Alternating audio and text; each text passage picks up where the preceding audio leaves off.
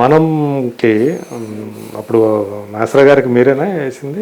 లేదండి, మనం సినిమాకి మా బావ ఉండేవాడు, ఆయన. ఓకే, ఆయన వేసారా? నాగార్జున గారికి అయితే మీరు? నాగార్జున గారు మనం చేయలేదు, నేను సినిమా. ఓకే, ఓన్లీ అఖిల్ బాబు మనం సినిమా చేయలేదు. నేను సాయిబాబా తర్వాత బ్యాకప్ అనేది మాత్రం వేసారా? ఓన్లీ అంతే. ఆ రోజు సెంటిమెంట్గా వెళ్ళి చేసా అంతే. మనం సినిమా వాళ్ళు అడిగారా? సెంటిమెంట్గా అంటే వాళ్ళు అడిగారా, లేకపోతే మీరే వేయాలని వెళ్ళారా ఏంటి? తనకు కూడా నేనే వేయాలి ఫస్ట్ మేకప్ అని వేసాను.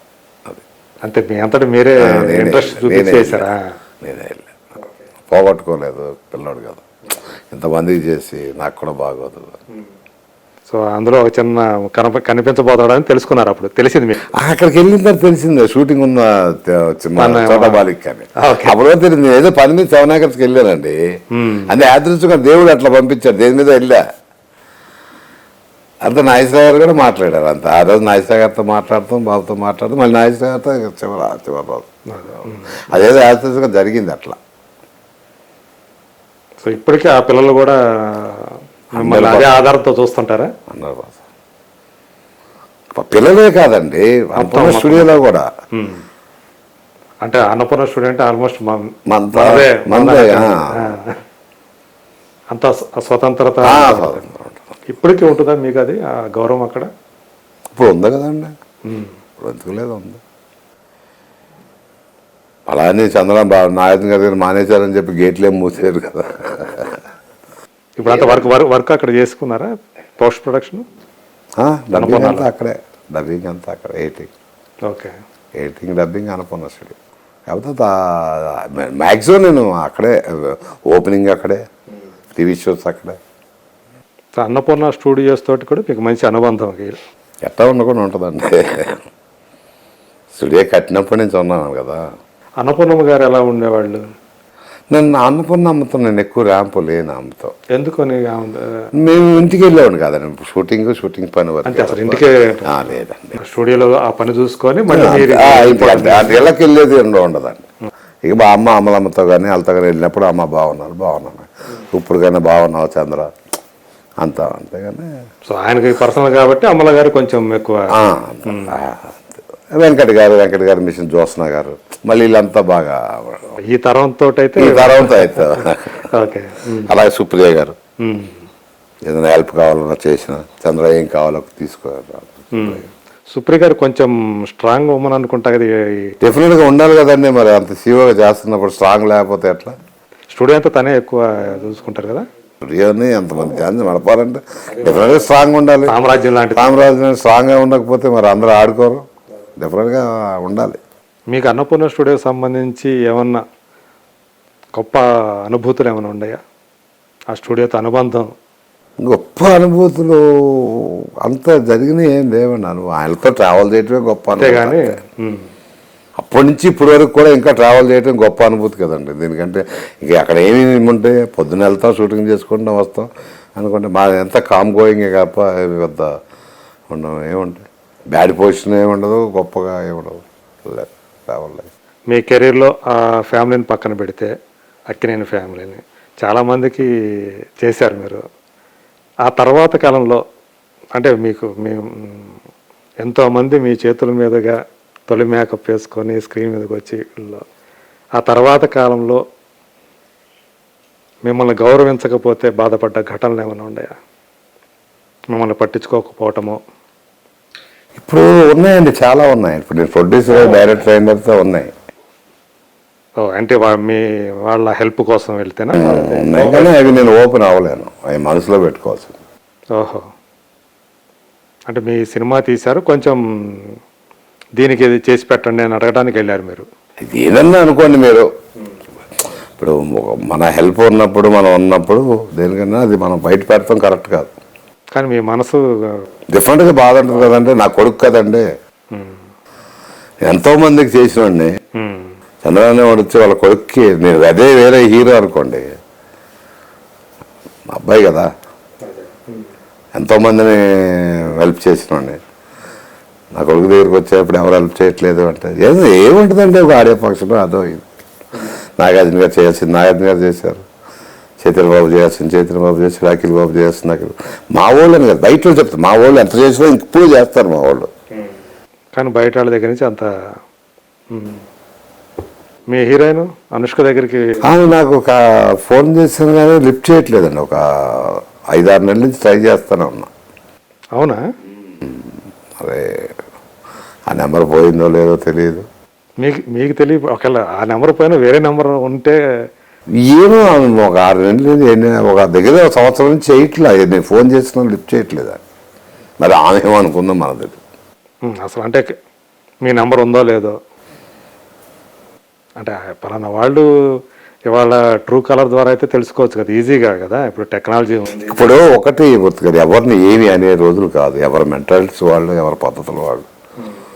ఇప్పుడు నీ కొడుకుని పెట్టి నువ్వు సినిమా చూస్తే మేము చేయాలని ఉందా? రూల్ అదేమన్నా? కనీసం ఆమెకు ఆ సమాచారం అన్నా తెలుసు. పెడతాను, ప్రతిదీ పెడతా, వాట్సాప్లో పెడతా. మీరు పంపిస్తాను పంపిస్తాను. ఓకే, కానీ నో రెస్పాన్సా? అంటే మీకు అక్కడ ఆమెదా ఫోన్ నెంబర్ కాదా అనేది మాత్రం తెలియలేదా? ఆవిడదే నాకు తెలుసు. తెలియకుండా ఎలా? ఎందుకంటే ఇప్పుడు దాకా మనం ఆమె గురించి చాలా మంచిగా మాట్లాడుకున్నాం. అవును, అది నాకు తెలియదు కదా. తెలియని దాని గురించి ఏం మాట్లాడతా? ఉన్నది ఫ్రాంక్గా చెప్పాను మీరు అడిగిన పాయింట్కి. ఎందుకు అది మిస్టరీ, ఎందుకు చేయట్లేదు తెలియదు నాకు. ఇది ఆశ్చర్యంగా ఉంది నాకు అంతకన్నా పెద్ద ఆశ్చర్యంగా ఉంది. ఎందుకంటే మీరు ఆమెతో హీరోయిన్గా సినిమా తీశారు. అలానే ఇప్పుడు నేను అబద్ధం ఆడమంటారా? కలిసేవని మాట్లాడినా అంటే సింపుల్గా అయిపోద్ది. ఎప్పుడో తెలియదు. అది మొత్తానికి ఏదో అంటే ఆమె స్పందించకపోవడానికి ఏదో ఉండి ఉంటుంది, కారణం లేకుండా ఉండవుగా. సో అయితే ఆ తర్వాత కూడా మీరు మళ్ళీ కలవలేదన్నమాట, అసలు మనిషిని కలవటం కానీ. సపోజ్ మీరు మళ్ళీ ఆమెతోనే సినిమా తీయాలనుకుంటే ఇలా జరిగింది అనుకునే పరిస్థితి ఏంటి? ఇస్తుంది, అదే ఉండదు, సమస్య లేదు. పట్టుకోవాలనుకుంటే పట్టుకున్న పెద్ద ఇది కాదండి. అవతల వాళ్ళు ఇప్పుడు మన ఫోన్ ఎత్తలేదు అంటే వేరే 100 కారణాలు ఉండొచ్చు. అదే అంటే మీరు 5-6 నెలల నుంచి ట్రై చేస్తున్నారు కదా మాట్లాడటానికి, సమాచారం ఇస్తున్నారు కదా. ఏదో ఉండి ఉంటుంది, మనమే చెప్తాం. ఒకవేళ ఇది చూస్తే ఆవిడ చూస్తే ఎందుకు ఆవిడ ఫోన్ చేయొచ్చు, చంద్ర ఇది కారణం అని చెప్పచ్చు, అందుకే అతని చెప్పచ్చు. బికాజ్ ఆఫ్ దాని గురించే మాట్లాడుతున్నాను. ఇది కూడా అది చూస్తే నువ్వు అలా అనుకోవద్దు చంద్ర, నేను మాట్లాడుతావు. ఒక మేకప్ మ్యాన్కి ఎంతకాలం ఉన్నందుకు ఇండస్ట్రీలో ఏమనిపిస్తుంటుంది? అంటే ఈ జర్నీ మీకు ఎక్కువ ఆనందం ఇచ్చిందా? దాంతోపాటు ఏమన్నా కష్టాలు ఎప్పుడన్నా కష్టం అనిపించిందా, కలిగించిందా, చేదు అనుభవాలు ఇచ్చిందా? అన్నీ ఇస్తుంది ఇండస్ట్రీ, నా ఒక్కరికే కాదు. కష్టం ఉంటుంది ఇండస్ట్రీలో, చేదు అనుభవాలు ఉంటాయి, సుఖం ఉంటుంది, ప్రతిదీ చూపిస్తుంది కళామ తల్లి. ఇండస్ట్రీలో ఉన్నాడు ప్రతిదీ కూడా నేర్పిస్తుంది. మంచి నేర్పిస్తుంది, చెడు నేర్పిస్తుంది, కష్టాలు సుఖాలు అన్నీ నేర్పిస్తుంది ఇండస్ట్రీలో. ఇప్పుడున్న వాళ్ళు ఎవరు అడిగినా సరే కష్టపడి, ఇప్పుడు రవితేజ ఉన్నాడు, ఎన్నో కష్టాలు పడ్డాడు, మామూలు కష్టాలు కాదు. రవితేజతో పనిచేశారా మీరు? రవితేజ అసిస్టెంట్, మన నిండే పదార్థకి అసిస్టెంట్ డైరెక్టర్ కదండి. అవును కదా. వంశీ తీసిన సినిమాకి నేనే కదా అవన్నీ చేసింది. ఖడ్గం చేయలేదండి. ఖడ్గానికి గెటప్పులకి యాడ్ చేశాను. సింధూరం, అవును, దానికంటే ముందు సినిమా సింధూరం, గులాబీ, జేడి ఏమైనా కష్టపడకుండా వచ్చాడు, బ్రహ్మాజీ కష్టపడకుండా వచ్చారు, ఇప్పుడు సుఖపడుతున్నారు. ఇండస్ట్రీలో కష్టపడినాడు ఎప్పుడు సుఖపడతాడండి. ఫస్టే వచ్చి స్టార్టింగ్ ఇదంటే కష్టం, కానీ డెఫినెట్గా కష్టం ఉంటుందండి ఇండస్ట్రీలో. సుఖాలు, కష్టాలు, దుఃఖాలు. చేదు అనుభవాలు అన్నారు కదా, ఏ తరహాలో ఉంటాయి ఆ చేదు అనుభవాలు? అంటే ఏముంటుంది, ఇప్పుడు మేకప్ మ్యాన్గా ఇప్పుడు ప్రొడ్యూసర్ రమ్మంటాడు, సినిమా నీదే అంటాడు. ఓకే, అక్కడికి వెళ్ళిన తర్వాత వేరే ఇచ్చేసాను చంద్ర నీకు లేదంటారు. అది నా విషయంలో చేదు అనుభవం. చేదనుభవం అంటే ఏదో ఇది కాదు చెప్పేది. అట్లా కొన్ని మిస్ అవుతా ఉంటే అప్పుడు మనకు బాధ అనిపిస్తుంది. అది ఇది. సో మొత్తం ఏం సంపాదించుకున్నారు మీరు? మంచి పేరు సంపాదించుకున్నాం, చంద్ర మంచివాడు సంపాదించుకున్నాం. ఆర్థికంగా వెల్ ఆఫ్. ఈ సినిమా రిలీజ్ అయితే వెల్ ఆఫ్ అదే తెలియదు. ఇప్పుడు వరకు వెల్ ఆఫ్. ఇక సినిమా మీరు సంపాదించుకుంది అంతా కూడా అంతా పెట్టా సినిమాలో. ఈ సినిమాకి పెట్టేశారా? రేపు నా సినిమా జనాల్లోకి వెళ్ళి బాగుంది అనుకుంటే వెళ్ళాం, బాగా పెట్టడం అంటే ఆల్రెడీ మీరు ఏదైతే బ్యాంక్ బ్యాలెన్స్ లేకపోతే అట్లాంటిది ఏదైనా ఉందో అంతవరకు పెట్టారు, లేకపోతే ఆస్తులు కూడా అమ్మ బ్యాంక్ బ్యాలెన్స్ ఎంత పెడతాడు? 5 లక్షలకి 6 లక్షలకి ఎక్కడ వస్తాడు సినిమా? బ్యాంక్ బ్యాలెన్స్ మన దగ్గర ఎంత ఉంటుందండి? కోట్లు అయితే ఉండవు. తనఖాలు పెట్టారా? ఆస్తులు తనఖాలు పెట్టారా? ఏ ఉండాల్సినవి పెట్టాల్సినవి పెట్టేస్తాం.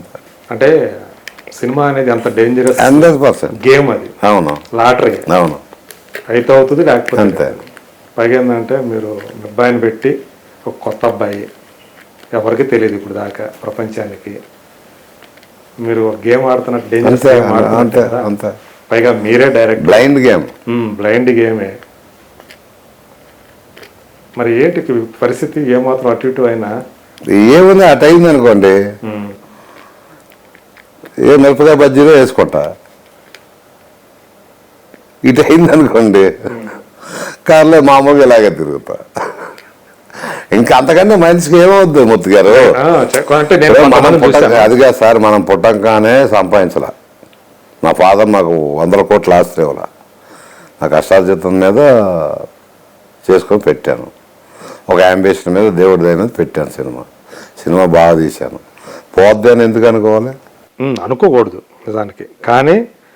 కానీ డిసైడ్ అయ్యాను నేను, చెప్తున్నా కదా, నేను డిసైడ్ అయ్యి రెండో కోణం కూడా మనం ఆలోచించుకొని దేవుడు పెట్టుకో తప్పదు. ఎంత ఖర్చు పెట్టారు మొత్తానికి? దగ్గర 5.5 దాకా అయింది నాకు. నిజంగా? రేపు సినిమా చూస్తే తెలుస్తుంది.